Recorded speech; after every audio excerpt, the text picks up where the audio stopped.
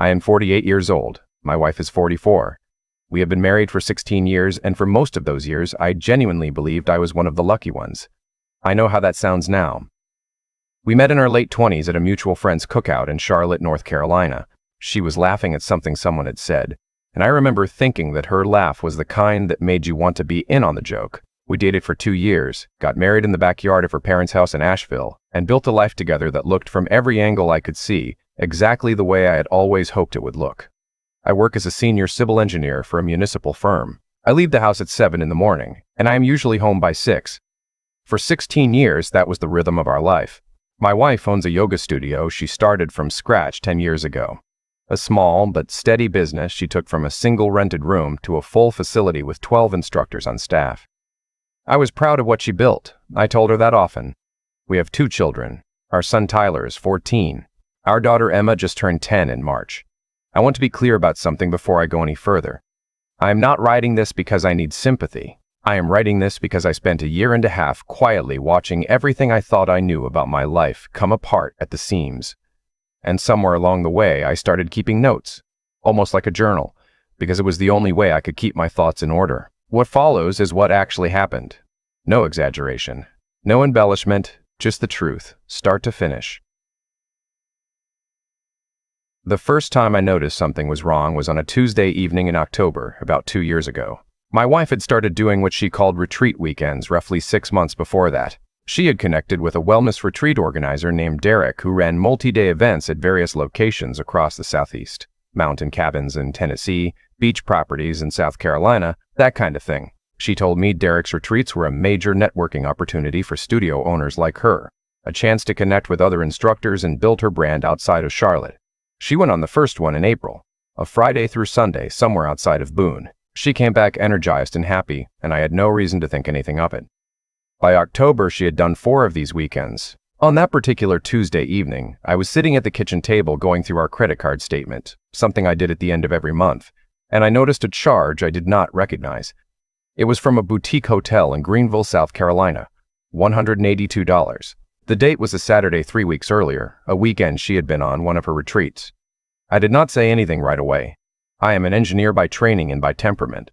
I do not react to incomplete information. I sat with it, and I thought about it, and I told myself there was a reasonable explanation. Maybe the retreat had moved locations. Maybe it was a group dinner charged to her card. I made a note of it, and I moved on. But the thing about incomplete information is that once you start noticing it, you cannot stop. Over the next 2 weeks, I paid closer attention. Small things. Her phone, which had always been left on the counter or the coffee table, never left her hand now. She started closing the bathroom door when she used to leave it open. She began going to bed later than me, which she had never done in 16 years of marriage. I noticed she had bought new workout clothes, not the kind she wore to the studio, but the kind you wore somewhere you wanted to look good. I noticed she started talking about Derek more. Not suspiciously, just casually. The way you mention someone who has become a regular part of your world. Derek tried this new retreat format. Derek says the wellness industry is shifting toward longer, immersive experiences. Derek thinks my studio is positioned perfectly for expansion. I cataloged every mention in the notes I was keeping on my phone. I did not want to be wrong. I want to be honest about that. I had 17 years of history with this woman, and I was not going to blow that up based on a hotel charge and a gut feeling. So I decided to find out the truth before I did anything else. I am not proud of what I did next, but I am also not ashamed of it. I bought a small GPS tracker, the kind that fits in the palm of your hand, and I put it in the side pocket of her weekend yoga bag, the one she always packed for the retreats. I also went to our Nest account, which we used for the cameras on our front door and back porch, and I enabled the motion logs I had never bothered to track before. And I started downloading our credit card statements going back 8 months rather than the usual 30 days. Her next retreat was a Friday in November. She left in the morning, kissed me on the cheek, told me she would be back Sunday afternoon. I had arranged for my mother to stay with Tyler and Emma for the weekend, telling her my wife was at a work event and I had some project deadlines to catch up on. I watched the GPS on my laptop from my home office. She drove south, not north, toward the mountains. She stopped at a Marriott Courtyard in Columbia, South Carolina, 62 miles from Charlotte. She did not leave that location until Sunday morning. The retreat she had told me about was registered at a resort facility outside of Hendersonville. I had looked it up online 3 days earlier. Hendersonville is 90 minutes in the opposite direction from Columbia. I sat in my home office for a very long time after I confirmed that. I did not punch a wall. I did not break anything. I opened the notes app on my phone and I wrote down what I'd found, exactly, with the date and time. Then I went downstairs and made myself dinner because I needed to eat, and I watched football until I fell asleep on the couch. That was the moment I understood that my marriage was over. Everything after that was just process. When she came home Sunday afternoon, she was cheerful, relaxed. She hugged me and asked how the kids were and told me the retreat had been incredible. Very grounding. A lot of clarity about the direction of the studio. I told her I was glad.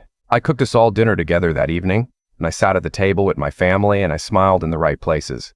And I said the right things, and underneath all of it, I was completely hollow. I did not confront her. Not yet. I had one data point. I needed more. Over the following 3 weeks, I went through 8 months of credit card statements line by line. I found 7 charges to hotels in cities she had not mentioned. 4 of them fell on retreat weekends. 3 of them were on regular weekdays when she had told me she was working late at the studio. I cross-referenced each charge against the studio's booking calendar, which I had access to through the shared Google account we had used since she opened the business. On 3 of the weekday evenings in question, she had finished her last class before 5 o'clock. I found Derek's full name through the retreat's website. Derek Calloway, 38 years old, ran a wellness consulting company out of Raleigh. He had a professional website and an Instagram account with 11,000 followers. I went through his public posts carefully. In 4 separate photos from the past year, my wife appeared in the background or periphery. In one photo from a retreat in August, she was close enough that their shoulders were nearly touching. The caption said nothing about her. She was just there incidentally, in the frame. I printed that photo and added it to the folder I'd started keeping in a locked drawer in my office. Here is what I knew by late November. My wife had been meeting this man at hotels on multiple occasions across 8 months. She had lied to me directly about where she was going. She had done this carefully and deliberately, and she had been doing it long enough that it had become routine for her. I want to say something about that period of time because I know it is the part people will have questions about. Why did I not confront her immediately? Why did I keep collecting evidence instead of just asking her directly? Because I had seen what happened when people confronted without evidence. She would deny it. She would cry. She would turn it around and ask why I was spying on her, and we would end up arguing about trust and privacy, and I would come out of that conversation with nothing except a destroyed marriage and no ground to stand on. I had 2 children. I had a house and a retirement account and 15 years of shared finances. I was not going to hand her the advantage of knowing what I knew before I was ready to use it. I started consulting with a divorce attorney in December, a woman named Patricia who came highly recommended by a colleague who had gone through a difficult divorce 2 years earlier. Patricia was straightforward and thorough. She told me exactly what I needed and how to get it. I left her office with a clear checklist and a retainer agreement. By the end of January, I had what Patricia called a compelling financial paper trail. I had the GPS records, the hotel charges, the calendar discrepancies. I had printed copies of Derek Calloway's social media posts. I had a document on my personal laptop that was 43 pages long, organized by date, with every piece of evidence I had collected. There was one more thing I did, and it was the thing I had been putting off. I ordered a home DNA testing kit. I told myself it was just for peace of mind. I told myself I already knew the answer, but I had found out my wife was a person I did not recognize, and once that happened, I understood that I had to account for everything I thought I knew, not just the parts that were comfortable to examine. Tyler was easy. He looked like me. He had my chin, my hairline, my way of tilting his head when he was thinking through a problem. But Emma looked like her mother, which I had always thought simply meant she took after her mother's side of the family. That was still probably the explanation. I told myself that as I carefully collected what I needed and sent the samples to the lab. I waited 3 weeks for the results. On the Thursday they arrived in my email. I was sitting in my office at work. I opened the results on my phone. I read them once, then again, then a third time. Tyler was my son. Emma was not. I sat at my desk for a while.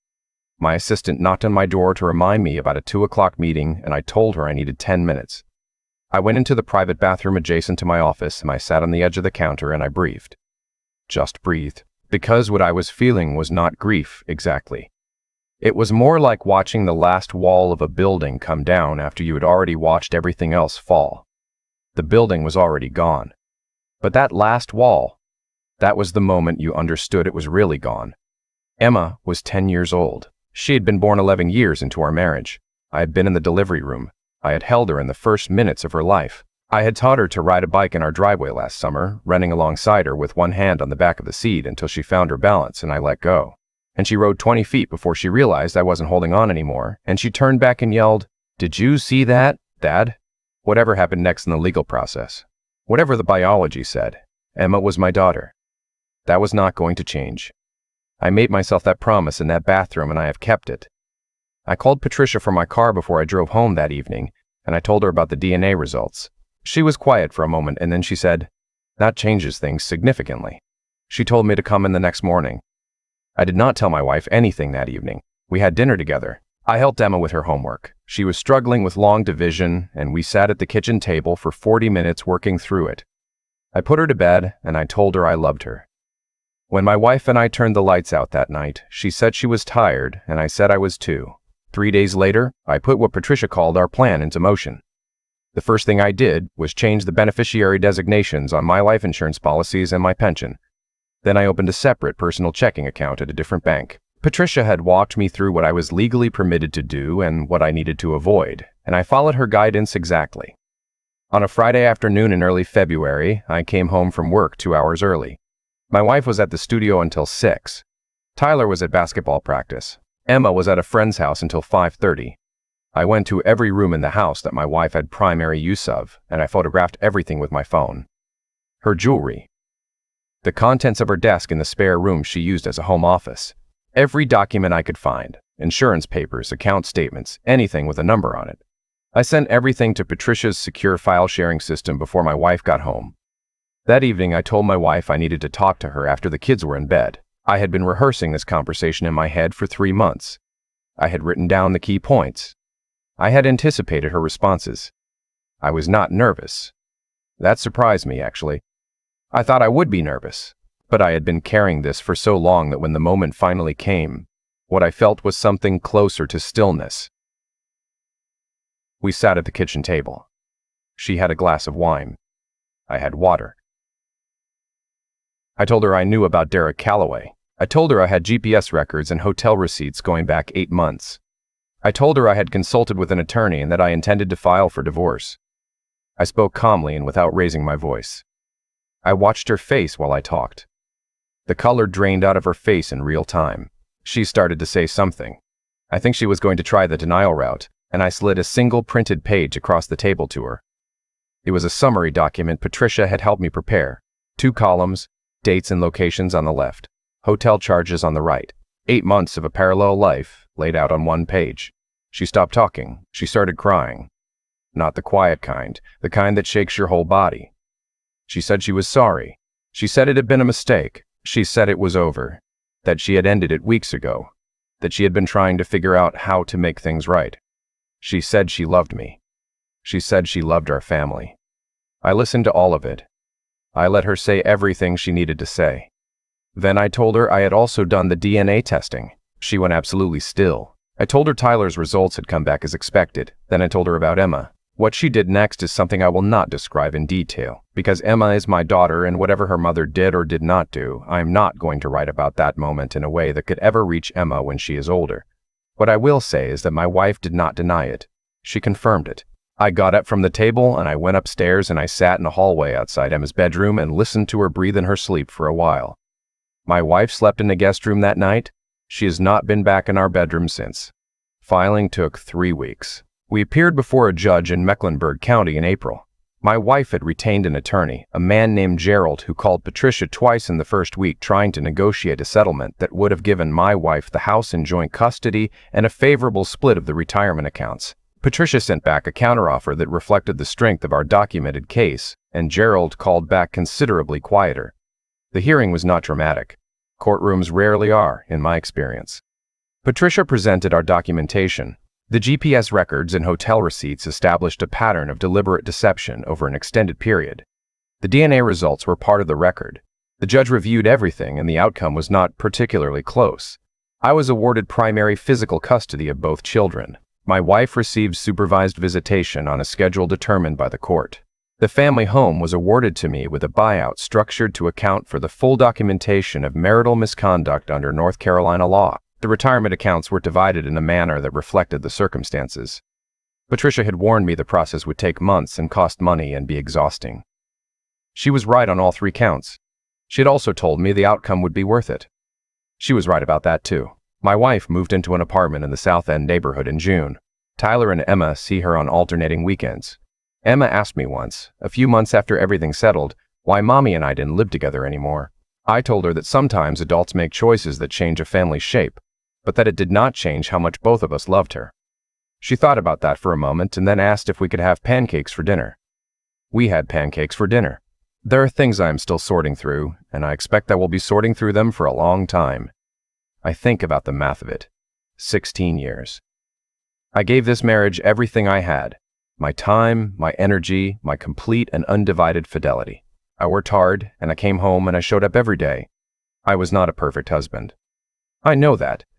There were stretches when work consumed too much of my attention. Weekends when I was distracted and short with people I should have been patient with.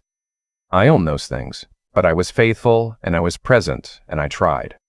I think about Derek Calloway sometimes. He has since moved his retreat business to a new city according to his website, which I checked once, out of something I can only describe as morbid curiosity, and then decided never to check again. He is not worth the space in my head, and I refuse to rent it to him. I think about the night Emma learned to ride her bike, and how I let go before she realized I had, and how she was already doing it on her own by the time she looked back. That is the thing about children. They are already becoming themselves before you realize they do not need you holding on anymore. What they need is for you to still be there when they look back. I am there. I will always be there. If there is one thing I have taken from all of this, it is something I wish I had understood when I was younger.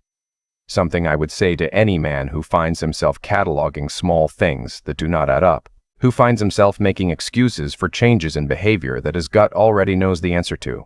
Trust what you know. Document what you find. Act on the truth, not on the hope that the truth is something else. I spent 16 years with a woman who was capable of looking me in the eye every single day and letting me believe something that was not real. And the hardest part is not the betrayal itself. It is the realization that the person you built your life around was a version of someone you were allowed to see, not the whole person. That is a grief that does not have clean edges, and it does not resolve on a schedule, and anyone who tells you otherwise has not been through it. But I am here. My kids are here. Tyler made the junior varsity basketball team this fall, and Emma started taking drawing classes on Saturday mornings.